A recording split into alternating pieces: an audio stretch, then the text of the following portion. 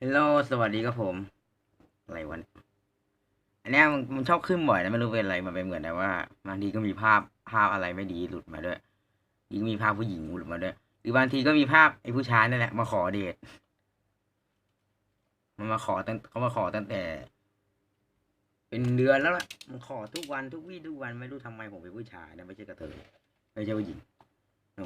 โอเคผมก็สำหรับวันนี้นะผมโอ้เสียเวลาพูดไปเลยนะผมก็วันนี้ผมจะมาต่อเลโก้ผมหายกับผมไปประมาณ 2-3 อาทิตย์ได้ผมช่วงเนี้ยผมก็ไม่รู้จะทำคลิปอะไรดีครับผมตอนนี้ผมก็ซื้อผมตอนแรกผมจะรีวิวเลโก้ชิมานั่นแหละแต่ว่าทีเนี้ยผมยังไม่ได้ต่อเลยนะผมก็อยากรีวิวแบบว่าต่อไปด้วยนะ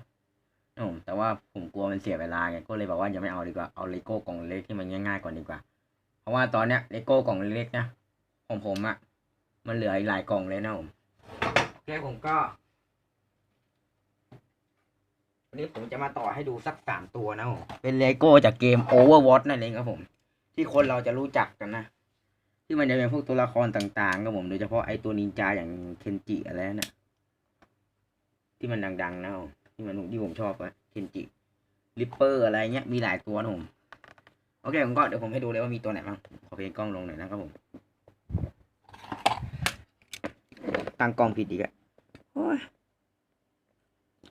นี่ผมเปิดแสงแล้วนะไม่ใช่ว่าผมไม่เปิดนะไฟตรงเนี้ยผมก็ไม่ค่อยมีแล้วผมอยากซื้อโคมไฟเพิ่มสักตัวหนึ่งจะเอาไปติดทางขวาเนี่ยให้มันได้นะผมเดี๋ยวผมก็แล้วมันดูอะไรไม่มีตัวมั้งมีริปเปอร์นะริปเปอร์เคนจิแล้วก็ตัวนี้ผมไม่รู้ชื่ออะไรลืมโน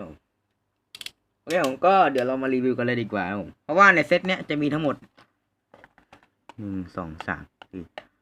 7 8มี8 ตัวนะผมแต่ว่าตัวที่ผมเล็งไว้เนี่ยมีทั้งหมด4 ตัวนะก็จะมีเคนจิตัวนี้พี่ชายเคนจิตรงนี้เป็นธนูมีริปเปอร์แล้วก็มีตัวเนี้ยที่ผมขาวๆนะผมแต่4 ตัวเนี้ยผมก็เคยเจอบ่อยแล้วแหละแต่ว่าไม่ได้ซื้อมาหรอกผมอยากซื้อไอ้พวก4 ตัวนี้ให้ครบก่อนแล้วก็ไปซื้อไอ้พวกนี้ให้ครบเซตนะผม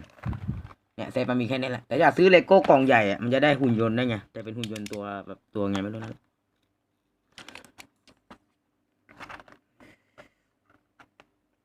เอานิ้วแกะเลยกลัวอะไร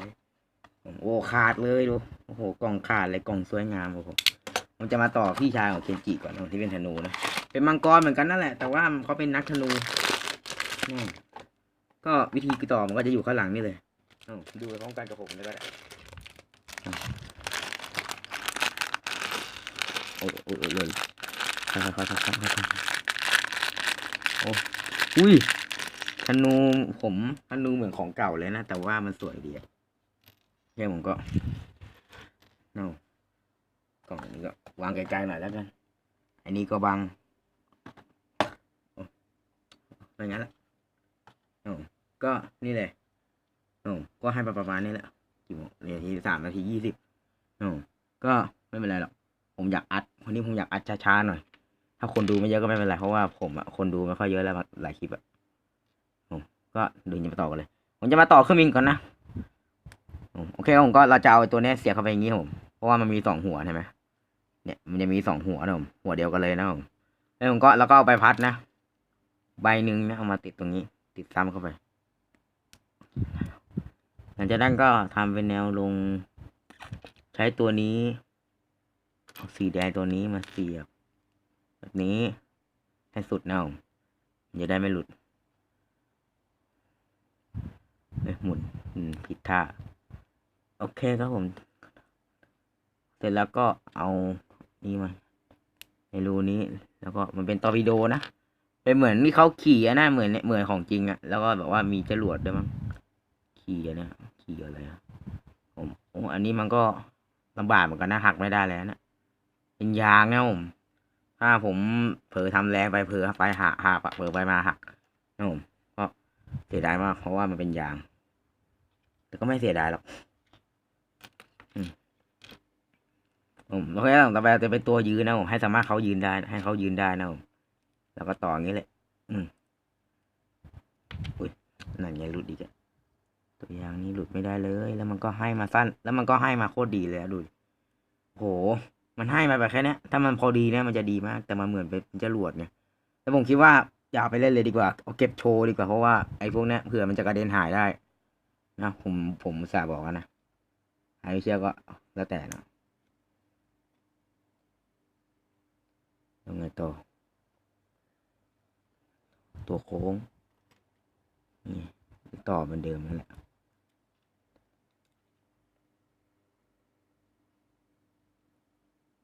โอเคนะผมมันจะอาจจะมีชิ้นส่วนเกินมาด้วยนะผมเพื่อไม่เพื่อเผื่อไม่พอนะผมบางคนเราก็ซื้อมาบางทีก็ไม่พอนะ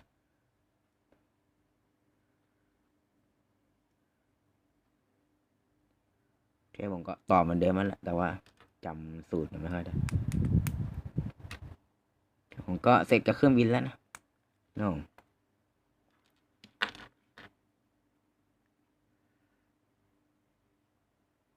ผมก็เสร็จแล้ว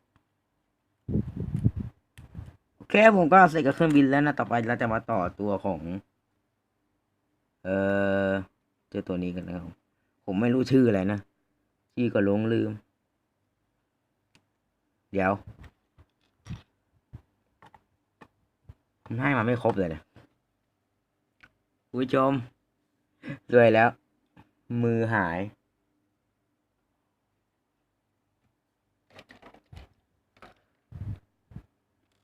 อ๋อเจอพอดีเลยมึงกระดิ่งไปตั้งไกลเลยโอ้โหหาอยู่เนี่ยเป็นมือสีขาวนะผมแต่ว่าที่ผมเห็นเนี่ยมันเป็นสีฟ้ามันเป็นสีเงินนะแต่พอดูในกล้องแล้วมันเป็นเหมือนสีเทานะถ้าคุณจะมองดีๆสีขาวนะผมคือมือขวานั่นเองเมื่อกี้มันกระเด็นนะไปนู่นเลยนะไปอยู่ตรงเครื่องปิ้นเลยโอ้โหเดี๋ยวผมก็ต่อให้ดูนะซึ่งผมก็อัดมาหลายคลิปแล้วนะแต่ว่าคลิปรีวิวปืนเนิร์ฟเนี่ย2-3 ปีตอนนั้นนะผมอะ เอาแท็บเล็ตมาถ่ายนะช่วงนั้นนะแต่ว่าทีเนี้ยแท็บเล็ตตอนเนี้ยมันก็เล่นได้อยู่แต่มันจะช้ามากนะช่วงเนี้ยโอ้ยโอ้ยโอ้ยเจ็บโอ้คือเหมือนนะว่ามันต้องมาเนี่ยข้อแขนเนี่ยมันต้องใช้แรงกดเข้าไปบางทีมันแบบพอมันกดหลุดพลาดใช่ไหมไอเนี่ยมันจะทิ่มอย่างเงี้ย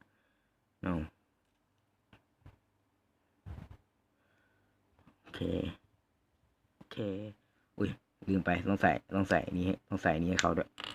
นี่ไงเป็นธนูนะผมเพราะว่าไปเหมือนเสมือนเป็นการลูกธนูนะเรียบร้อยแล้วโอเคโอเคเสร็จแล้วเอาขึ้นยานไปเลยจากนั้นก็เอาธนูมาติดเสร็จแล้วนะผมกับพี่ชายเทียนจินะผมเป็นตัวธนูนั่นเองผมต่อโอ้โหประมาณตัวนี้ประมาณ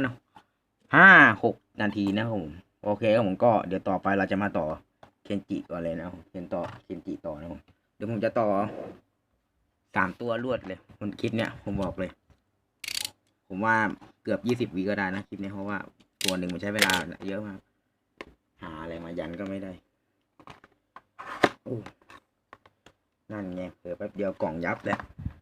เนี่ยกล่องยับแล้วโอ้ไม่เป็นไรนิดเดียวอันนี้เดียวไม่เป็นไรหรอกแต่ว่าคนอยากเขาใช้ไม้บรรทัดเปิดกันนั่นแหละแต่ว่าผมขี้เกียจหยิบไม้บรรทัดแล้วมันเสียเวลาบังเลขช่องผมไปเลย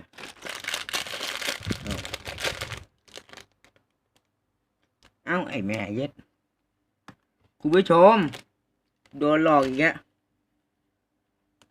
เพื่ออะไรผมแกะไอ้นี่ออกมาแล้วพอดูทำไมมันกลายเป็นในตัวเนี้ยเฮ้ยล้าแม่งหลอกกันอีกหายพูดคำหยาบได้นะแต่อย่าพูดเยอะเดี๋ยวโดนในนั่นอีกเดี๋ยวโดนแบนอีกเพราะว่า YouTube เขาออกกฎมาเดี๋ยวถ้าพูดคำหยาบเยอะดีจะโดนแบนโอ้แม่งใครเอาพี่ชายจิมาใส่ในตัวนี้วะแม่งผมจะไปถามร้านแม่งเลยแม่งทำงี้กับผมได้ไงปล่อยไปนะผมจะลองดูริปเปอร์ดิเหลือตัวเดียวแล้วแหละไอเคนจิแม่งผมก็โคตรชอบเลยนะแล้วดูหมวกดีโคตรเท่เป็นหมวกอัศวินด้วยแต่มันทำเป็นสีเขียวเหมือนในการ์ตูนหนังแล้วนะโอ้ย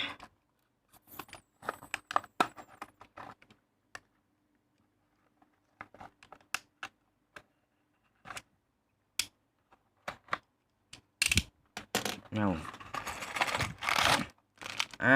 ไม่หลอกนะอันนี้ไม่หลอกอันนี้ซื้อจากงานกาชาดนะผมไปเจอมา ตอนแรกผมก็เลยอยากให้แม่ซื้อผมก็ออยแม่นะแต่แม่เขาไม่ซื้อให้หรอกผมก็เลยแม่เขาก็เลยเผลอดันซื้อให้เราจะมาดูริปเปอร์กันเลยนะครับผมริปเปอร์นะครับ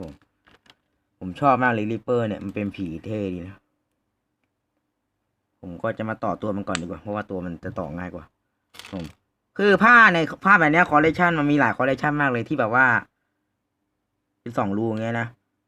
เมื่อก่อนผมก็ต่ออยู่นะบางคนคิดว่าต่อไงผมมันเป็นผ้ามี2 รูแล้วบางคนแล้วก็พลาดอย่างนี้นะบางคนเขาก็ต่อให้เป็นนะก็คือแบบว่าแล้วก็เอาเนี่ยแหละให้ตรงรูนะพอเสร็จแล้วก็เอาเนี่ยนะเอาไอเนี่ยอีกรูนึงเนี่ยเอามาสวมซ้ำต่อนะผมเห็นไหมมันก็จะเป็นเหมือนผ้าเหมือนของจริงแล้วก็เอาหัวมาติดนะผมกันหลุดด้วยนะอย่างเงี้ยเท่มากเลยริปเปอร์เนี่ยโอ้โคตรเจ๋งเดี๋ยวผมดูด้านหลังดูความดีโอ้โหโคตรเท่ผมรู้สึกว่าผมจะชอบริปเปอร์มากกว่าไอ้3 ตัวนี้นะแต่ไอ้เคนจิไอ้เนี่ยมันมา2 ตัวเฉยเลยคืออะไรว่าแม่งหลอกแดกตังกูหรือไงไม่อยากจะพูดคำหยาบหรอกหลอกแดกตังกูชัดๆพ่อผมมาเดี๋ยวผมจะรู้เดี๋ยวเขาถามไม่เลยเพราะว่าช่วงเนี้ยพ่อผมมักจะแอบดูผมทำคลิปตลอด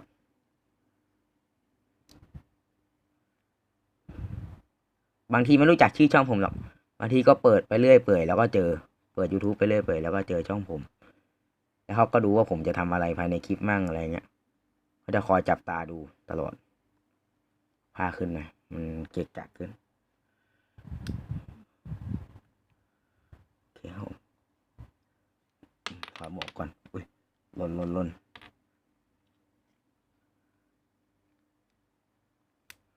โอเคเสร็จแล้วผมโดนรอบแรกรอบที่แล้วผมเปิดให้ดูใช่ไหมที่ผมรีวิวกอริลลากูแทนอะแต่ซื้อเบนมามันโดนหลอกก็เลยรีวิวกอริลลากูแทน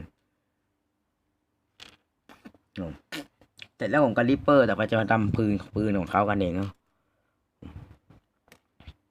แต่ปืนดูจากลักษณะแล้วทำไมมันต่อยากแต่ปืนที่เราจะเห็นในของริปเปอร์ในร่างหลักนะที่มีสกินอะไรเงี้ยมันก็จะเป็นปืนแบบว่าเป็นปืนคล้ายปืนแก๊ปกับปืนลูกซองแบบว่าลูกซองแบบควงนะผมลูกซองแบบเป็นปืนแบบว่าเราจับไปข้างเดียวเราจับมือเดียวนะผมไม่ต้องจับ2 มือไม่ต้องใช้2 มือจับนะเป็นลูกซองแบบนั้นแหละ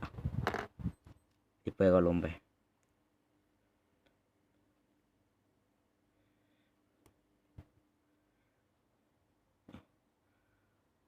โอเคผมก็เดี๋ยวรอบหน้าผมก็เดี๋ยวผมค่อยบอกตอนท้ายคลิปแล้วกันว่าจะรีวิวอะไรดี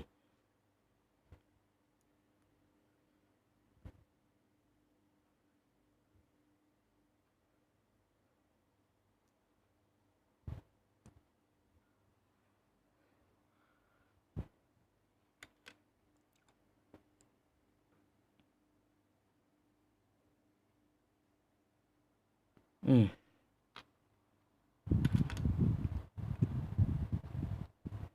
แผลผมก็เสร็จแล้วก็ปืนนะผมใช้เวลาต่อมาเกินกว่าไอ้ตัวเมื่อกี้อีกโอ้เจ็บมันก็ใกล้เคียงนะปืนนะแต่ว่ามันก็มันใช้เป็นปืนเอเลี่ยนไงแล้วมันก็มาประกอบเล่นอย่างเงี้ยโอ้โคตรเท่โอ้มันหนักปืนด้วยไงถ้าทางที่ดีนะผมแล้วก็เอาปืนเนี่ยลงข้างล่างหน่อยนะผมมันไม่ได้อะโอ้ใช่มันต้องเอาลงล่างอยู่แล้วเพราะว่าปืนมันอะมันจะได้แบบว่ายันข้างหน้าไว้เกลียด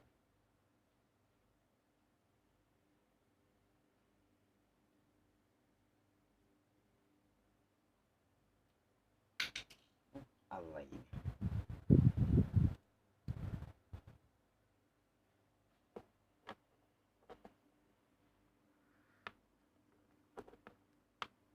เกมผมเสร็จแล้วก็ริปเปอร์หนุ่มเวลาวางเล่นเนี่ยเราก็วางได้แค่ท่านี้แหละท่าอื่นวางไม่ได้แล้วหนุ่มเพราะว่าเดี๋ยวมันใจนั่นเอาเดี๋ยวมันจะแบบตั้งไม่ได้นะประมาณนี้แล้วก็เดี๋ยวผมจะรีบต่อเลยดีกว่าเพราะว่าใกล้จะ20 กว่านาทีแล้วจริงมีสอบแล้วเนี่ยว่าการบ้านผมก็เดี๋ยวต้องทำอะไรเดี๋ยวดูเดี๋ยว ก็แล้วก็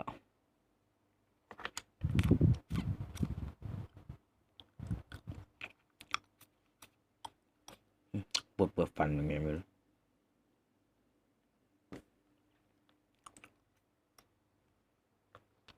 ก็ปวดฟันเลยตอนนี้บอกเงียบๆ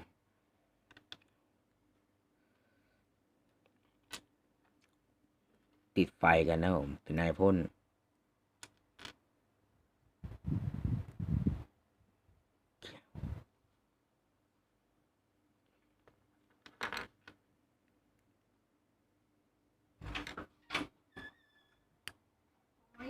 คนอยู่เย็นสบาย อืม ฟิวเปิดห้องไม่ได้เพราะแม่ไปถึงเปิดออก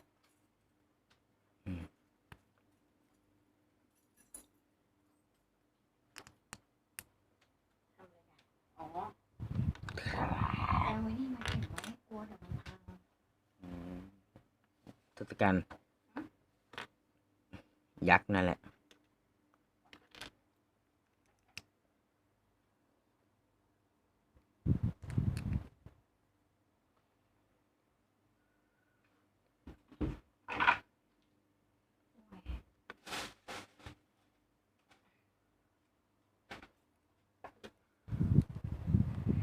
เสร็จแล้วผมก็รอแล้วโอเคผมก็เรียบร้อยแล้วนะผมก็รีบเลย นะคะคุณนี้